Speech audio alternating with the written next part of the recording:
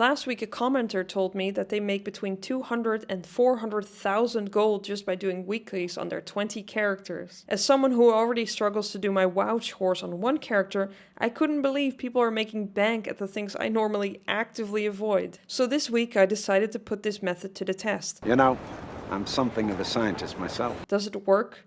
And how does it compare to gathering herbs, mining ore, skinning, and fishing? Before I jump in headfirst with my 24 character alt army, I first check what I actually need to do. Because while all weekly activities give gold, they aren't all equal in terms of time investment. The Stormarian Assault in Voidstorm, for instance, has a set start time and takes 10 minutes to complete. The Harndar weekly can only be done once per account, and don't even get me started on whatever is going on with the Void Assaults, Val, or 9-inch Nagtail. You're going to Nag's head? Isn't that redundant? So my focus will be on the quick and the meta. The Soiree in Eversong Woods, the Abundance in wherever it is, and the big meta weekly with its activity of choice. Bonus points if it's something fast, easy, or something I was going to do anyway. I also quickly check if there are any world quests that reward gold, and oh my god, there are 8. And they all give between 950 and 1070 gold, so 2 + 2 is 4, -1, that's 3 quick maths. that's roughly 8k or 192k gold if I do this on all my characters. Which, side note, reminds me of the time in Balfour Azeroth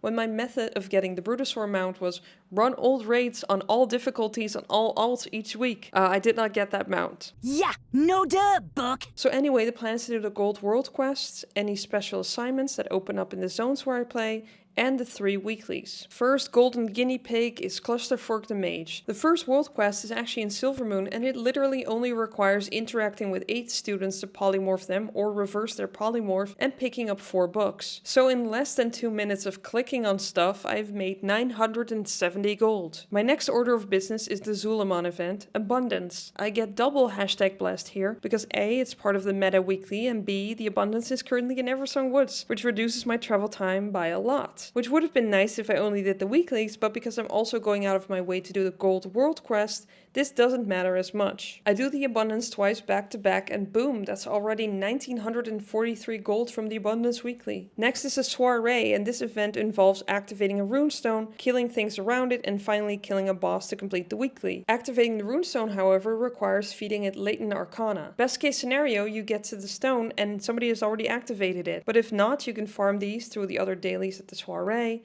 pick them up around Eversong, and they are also account-wide, so if you're lucky or #blessed like me, a past version of you stored 745 of these items in your warband bank. After the Soiree Runestone event, I also swing by the beach to do the world quest Arcane Reallocation, which gives me 970 gold for clicking on some things and killing a few Naga. The Soiree cache gives me 1997 gold and change, and I get 4,452 gold from the 2 Abundance Meta Weekly, bringing my total to 10,447 gold, 64 silver and 62 copper for 20 minutes of playtime. I tell you what though, folks, that's bloody nice. That comes out to over 30k gold an hour if I switch to a different alt now. However, I had 6 more gold quests and 2 special assignments left to do. Every gold farm, including this weekly and world quest gold farm, is essentially trading time for gold. But even if a certain amount of gold is guaranteed, the longer I spend on it, the less gold an hour I actually make. Because sure, those world quests give a lot of gold, but there is travel time involved, and oh yeah, some of these drop rates put classic World of Warcraft to shame. I use my Misera Caverns portal to quickly get to Zulaman, Big Brain, and even with the bad drop rate, it only takes me 5 minutes to earn 1045 gold with this quest. Then this easy fly through the rings quest gives me 1000 gold, and then another 958 gold from murdering a bunch of crabs.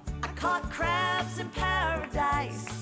And yes, I mean both kinds of crabs. The biggest waste of time is when I get close to the Void Assault and notice it's almost done. And it takes me 7 minutes to make 583 gold. Okay, well surely the special assignment will be a good idea, right? I see I have to become a Loa and then kill 50 enemies. Naively, I think this is one of those quests like the one in Exile's Reach where they're all nicely packed and you just one-shot them. But oh no, precious. These ones are in packs of maybe 3, and this Fire Loa hits like a wet noodle, so it takes me 8 minutes. for 2000 gold. And then I get one world quest in Harandar, a bit out of the way, but it's quick at least, and then it's off to Voidstorm, where there are 2 gold quests. Otherworldly Intelligence, aka Bed Drop Raid McGee, and Captured Instinct, which is just a simple Cataloger's Disc photography quest, which is very hard to say. Can you read?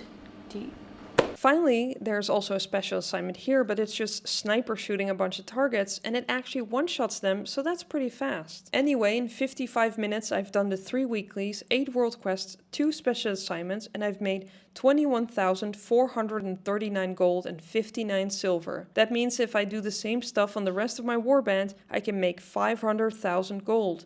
If I get as lucky with the gold amounts that drop as this character, of course, but it will take me 22 hours to complete. But if I settle for just the weeklies, I can make around 240k in 8 hours.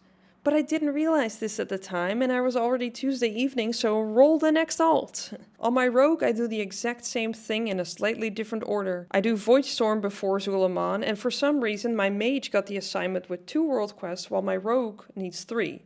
So I decide not to bother with it, and I do end up doing the Zulaman special assignment because Greed, for lack of a better word, is good. My rogue takes 45 minutes to earn 16,339 gold and change, and I'd rediscover how much fun assassination can be. Look, I'm actually killing things before they kill me. Who would have thought?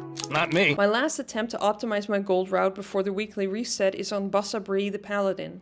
This was going to be my midnight main, remember? And look at her now, fodder for the gold making machine. Anyway, for some reason this character also gets the 2 quest Voidstorm special assignment freebie.